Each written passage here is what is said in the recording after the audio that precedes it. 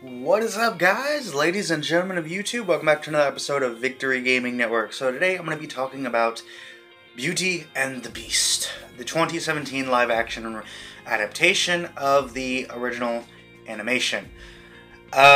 Disney has been doing a lot of this recently. They've been doing a lot of live adaptations of their animated classics. So Jungle Book was one of them that they did. I never got a chance to see that, but this one was marvelous. I really liked it, and I had high hopes going into this because it's Beauty and the Beast. I had a lot of high hopes going into it.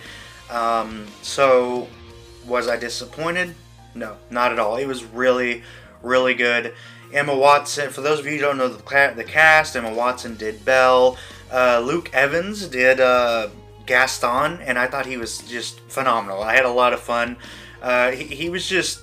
He was a complete idiot. Luke Evans was just a complete idiot as Gaston, and that worked perfect. This was directed by Bill Condon, who did a Twilight film. I hate Twilight.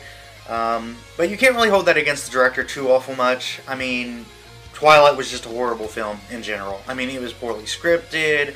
The plot was just terrible. I hear that the books are slightly better than the films, but who knows? I never read the books. But yeah, I mean, it was really great. This film, you got to give a lot of credit to the production team and everything, because this film just looks amazing. It looks beautiful. For the most part, the story is the same. A few character motivations have been tweaked here and there and shifted around. There's a few extra scenes here and there. For example, when Belle's father gets to the castle, he gets freaked out by the talking candlesticks and shit. So he actually jumps on his horse and he's about to leave. Well, right before he leaves, he stops to pick a flower for Belle. So that was a scene that was kind of thrown in a little bit. Honestly, I liked the fact that they added new scenes into it and, you know, tweaked up a little bit of the character motivations and things like that. I thought that was great. I really liked that. When I went into it, I was expecting them to just basically have the animated film all over again, but this time it's in live action. So it was nice that they added a few little scenes here and there. I really liked that. Stevens played as the Beast. He portrayed the Beast, and I really loved his portrayal of the Beast. He did phenomenal as the Beast. It was really good. One thing I would like to mention about the portrayal of the Beast in this one is the Beast basically he still retains his literacy. He still loves books a lot. So I think one of the things that was in the animation of Beauty and the Beast was that Belle kind of fell in love with him out of pity because he was cursed. So in this one, that's not the case. In this one, she falls in love with him due to their mutual interests and things like that. She doesn't really necessarily fall in love with him simply because he was cursed. She doesn't really feel... She still feels pity for him because of that, but she doesn't fall in love with him for that reason. She still had in the animation, Belle loved books, and so the Beast in this adaptation of it also loves books. That was one of the many ways that they kind of formed a mutual relationship and then eventually led to love. So I really liked his portrayal of it.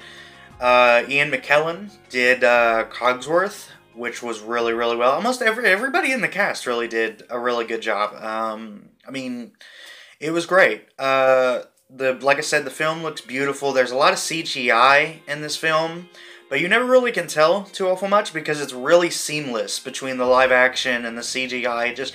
It works together seamlessly. There's a lot of most of the same songs are still here. There's a few new ones. But most of them are still the same. There are a few new ones here and there. But overall, this film was great. It was really great. And just as far as Disney recently trying to make live adaptations of their animation classics, they really blew it out of the park on this one. They really did. This was great. It was phenomenal. Everything looked great. The acting was great.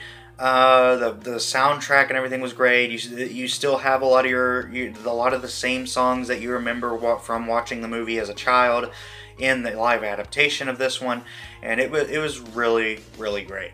If you guys haven't seen it, I definitely recommend going and checking it out.